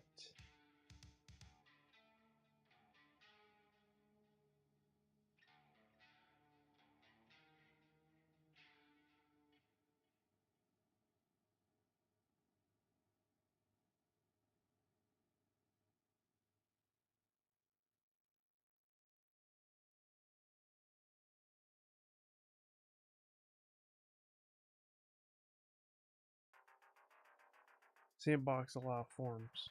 Neutralizes the bus. Yeah. Let's go ahead and store. Let's hit view exploit here. This one, let me open up a new tab. Click me's all the way up here. We need to get that down. Way down. So let's... Oh, because I forgot to move these. Top. I don't know. Last time we did 460. This probably isn't going to be the same because it's different. Well, it might be the same. We did 460, 80 last time. So let's do store and refresh. We're right on top of it. Okay. Now all we got to do is change this. Put some zeros here for the opacity. Is it opacity or opacity? I have no idea. Go ahead and store. Deliver exploit to victim. And we solved it. Nice. Perfect. Dude, once you understand how to move it around, money. I was so frustrated earlier, and now I understand it. I'm like, dude, this is easy. Combining clickjacking with DOM cross-site scripting attack. So far, we looked at clickjacking as a self-contained attack. Historically, clickjacking has been used to perform behaviors such as boosting likes on a Facebook page. However, the true potency of clickjacking is revealed when it is used as a carrier for another attack, such as DOM XSS attack. Implementation of this combined attack is relatively straightforward, assuming that the attacker has first identified the cross-site scripting exploit. The cross-site scripting exploit is then combined with the iframe target URL so that the user clicks on the button or link and consequently executes the DOM XSS attack.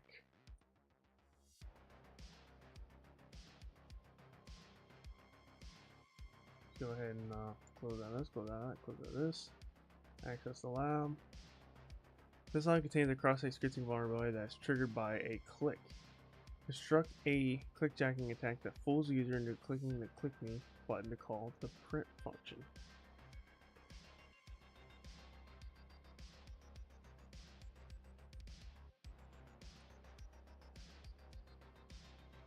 We need to grab this. What it's doing here is, I guess it's just, yeah, here it is. Name equals, here's a cross-site scripting payload, image source 1, error print. That's the cross-site scripting payload right there. And that's all it's doing. It's just injecting cross-site scripting into the source. Let's go ahead and, are we logged in already? I guess I don't have to be logged in. I guess I don't have to be logged in for this one.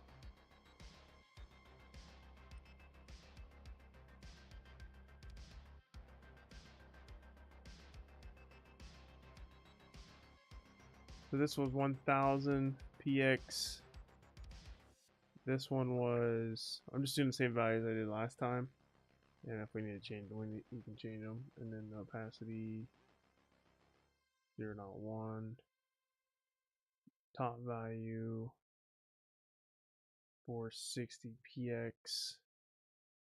Side value 80 PX. My lab ID is right here. And that goes right there. Let's go ahead and store, and we will hit view exploit. Okay. It's working. I just need to move test me down to submit feedback, I suppose. Which is kind of weird because I don't understand how it's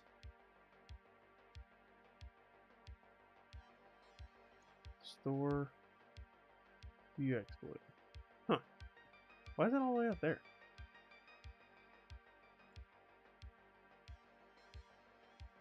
What if we did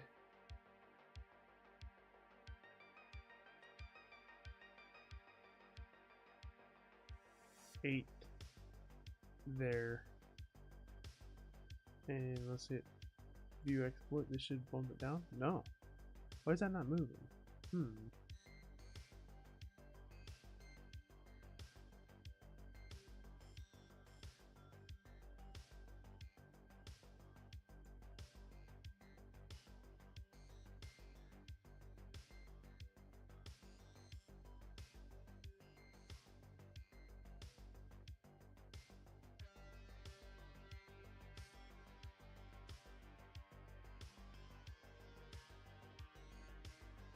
Stop moving it.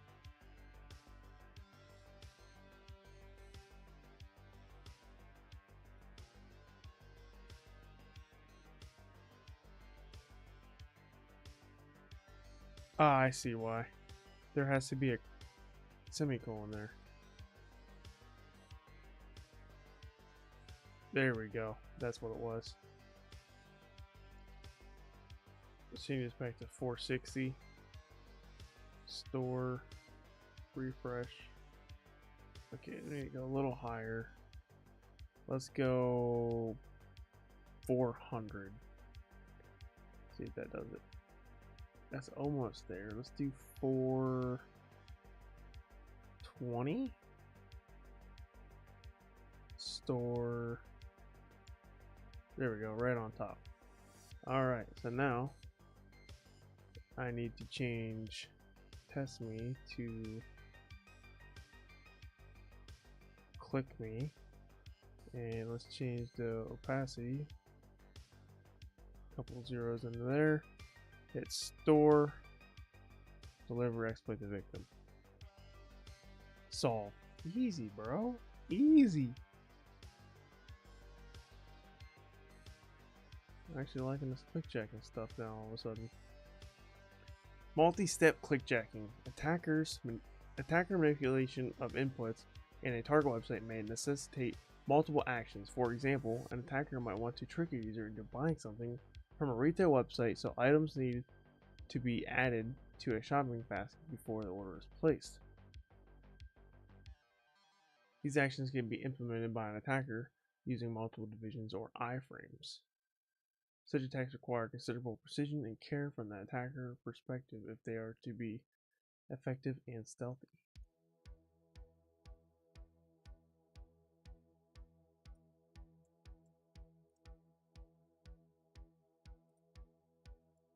This lab has an account functionality that is protected by CSRF token and also has a confirmation dialog to protect against clickjacking. To solve this lab, construct an attack that fools the user into clicking the delete account button, and then in the confirmation dialog by clicking on click me first and click me next decoy actions. You'll need to use 2 elements for this lab.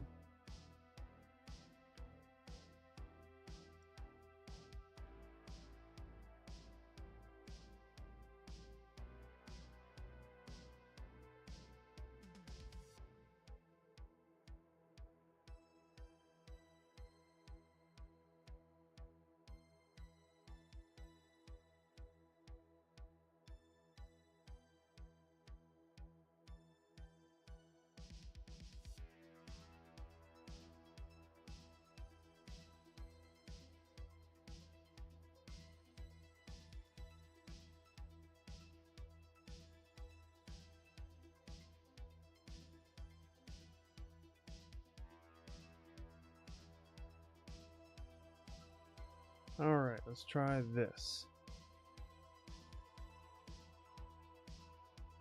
So the first click,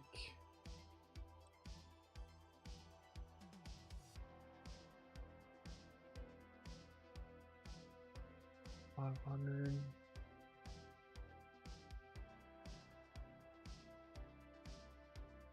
So this top, Chris Kenny, thank you so much for subscribing on the YouTube channel. I appreciate you.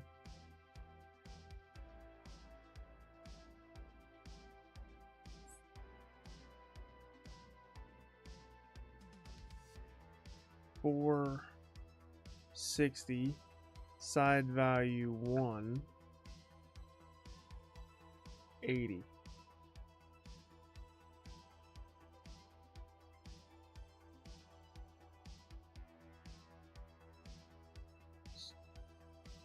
Let's do like 500 and like, I don't know, 7. Let's give it a different value here. I don't know. It's gotta be PX on these. PX. PX. PX. PX. And PX. Gotta grab our lab ID. which is everything before that.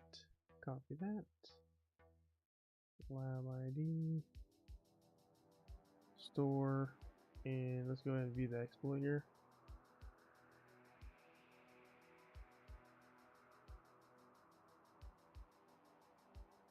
Alright, so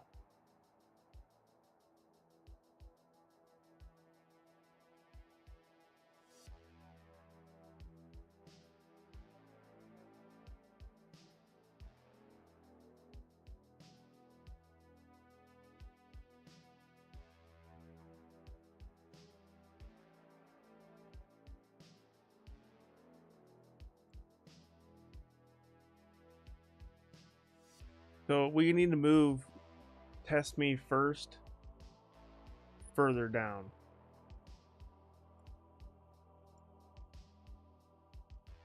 So we need to move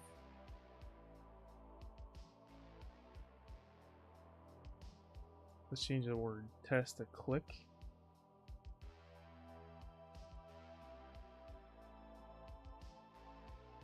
And then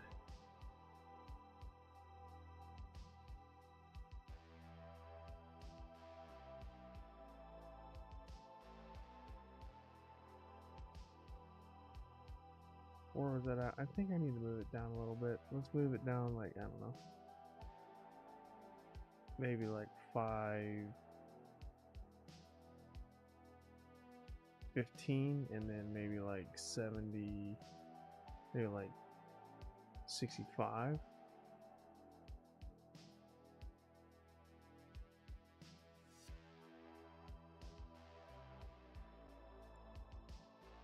Let's see if that did the trick.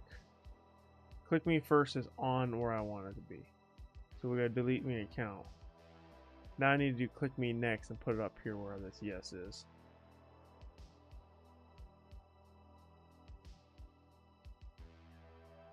So it needs to be like, let's do 200 and maybe like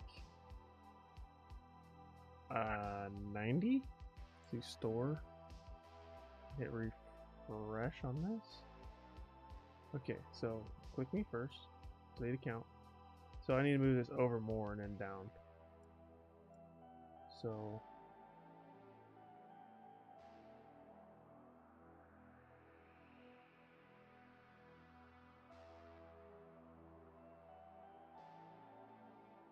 let's go like 180 and then maybe like 379. Who just followed? Mad Hazuton. Thank you so much for subscribing on the YouTube channel. I appreciate you. Let's go ahead and hit reload. Ooh, I broke something.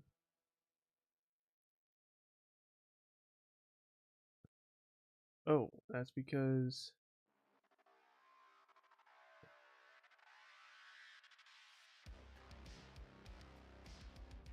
hit refresh here. Click me first, click me next. So you just can move up more and over a little more. So let's do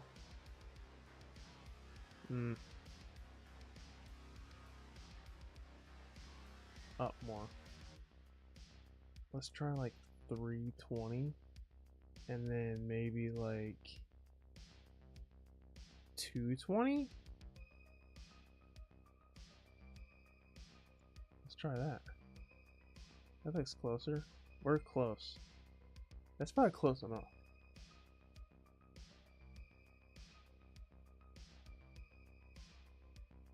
I think that will work. I think if I say, hey, let's send this to the victim here, and that should work, I think. Let's see if we have to change the opacity. Let's just deliver it to the victim, see if that just works. It works. You don't have to change the opacity. Now in the real world you would, but yeah, nice. Got it. Boom. Solved. How to prevent clickjacking attacks. We have discussed a commonly encountered browser-side prevention mechanism, namely frame busting stress. However, we have seen that it's often straightforward for an attacker to circumvent these protections.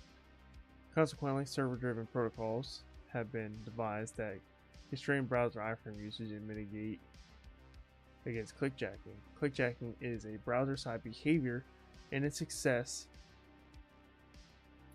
or otherwise depends upon browser functionality and conformity to prevailing web standards and best practices. Server-side protection against clickjacking is provided by defining and communicating constraints over the use of components such as iframes. However, implementation of protection depends upon browser compliance and enforcement of these constraints. Two mechanisms for server-side clickjacking protections are X-frame options and content security policy.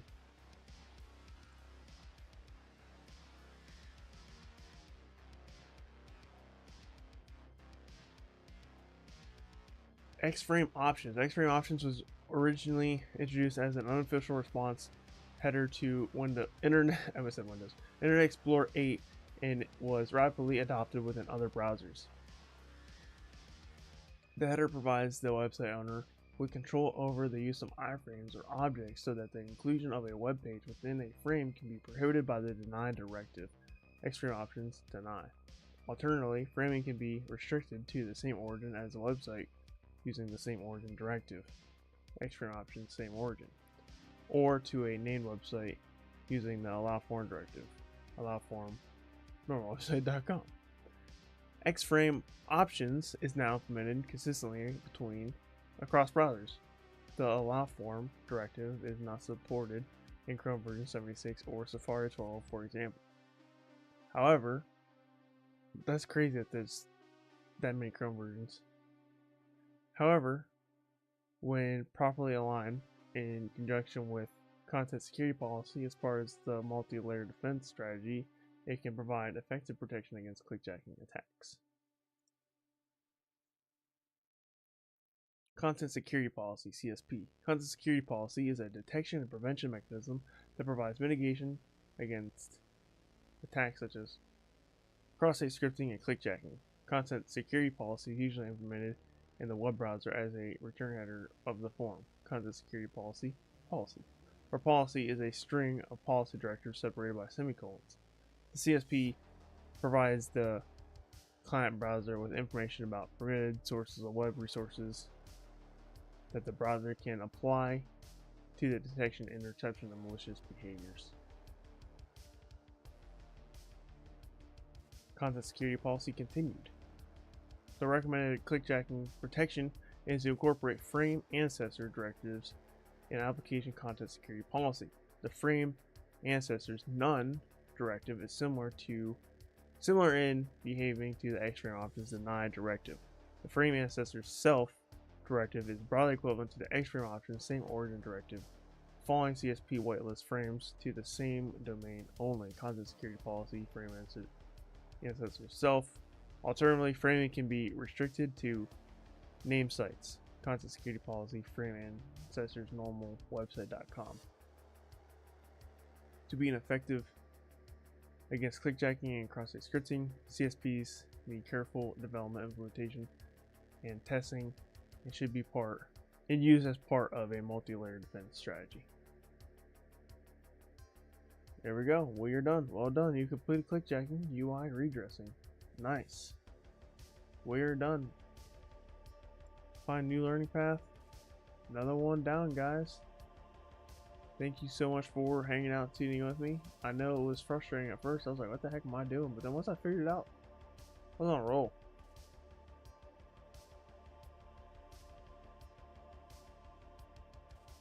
Still got plenty of learning paths to do.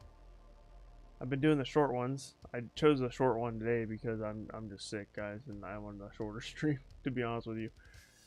I actually got this little... Well, took me longer to get to this than I thought I was going to originally. I need to jump back on PortSwigger. Yeah, it's nice. Also, Gregory, thanks for stopping in. Glad to see you here.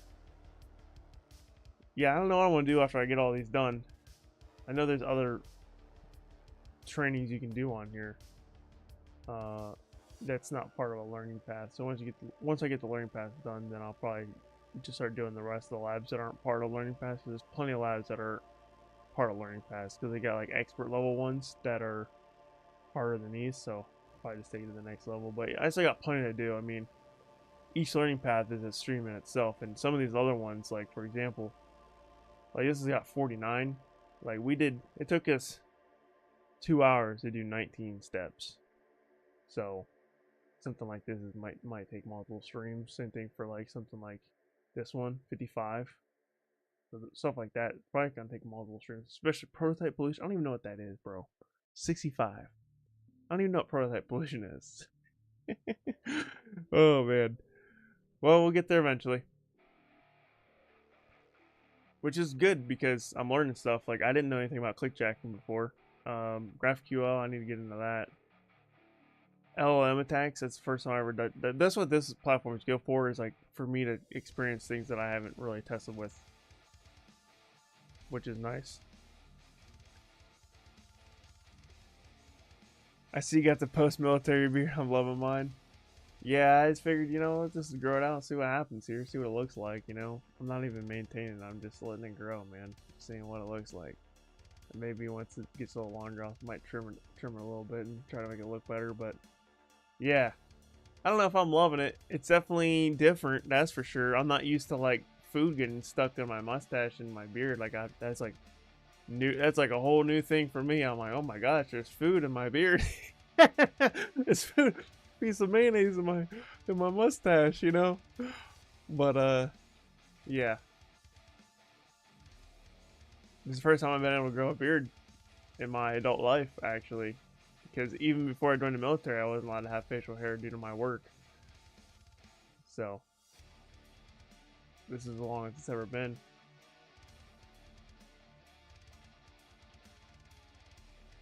Alright guys, thank you so much for watching. Thanks for tuning in. Next stream will be same time next week, Monday, 7 p.m. Eastern Time. That is 4 p.m. Pacific Time. We are going to be doing, I think, Try Hack Me. We're going to continue the what's it called? What's the path called? Web Security something? Well, that pentester learning path. I think that's what we're doing. Yeah, we're definitely doing that. And that's what we're going to do next week. On Fridays, sorry, I keep saying Fridays. It's Thursday. I changed it to Thursdays. On Thursdays, I now do coding live streams. I'm going to be coding in Python. I'm doing beginner level stuff, so if you guys want to learn more about coding, definitely check out those live streams. And yeah, try to keep my skills sharp into Python because I want to level up. And those coding live streams are very important. Those coding live streams are only intended to be an hour long. These hacking live streams are intended to be at least an hour long and up to 4 hours, although I did have a 5-hour stream one time, so the hacking live streams can be much longer. The coding live streams are only intended to be like an hour, maybe an hour and a half. If you haven't followed me on YouTube, hit the subscribe button. If you're on Twitch, hit the follow button. If you're on Kick, hit the follow button.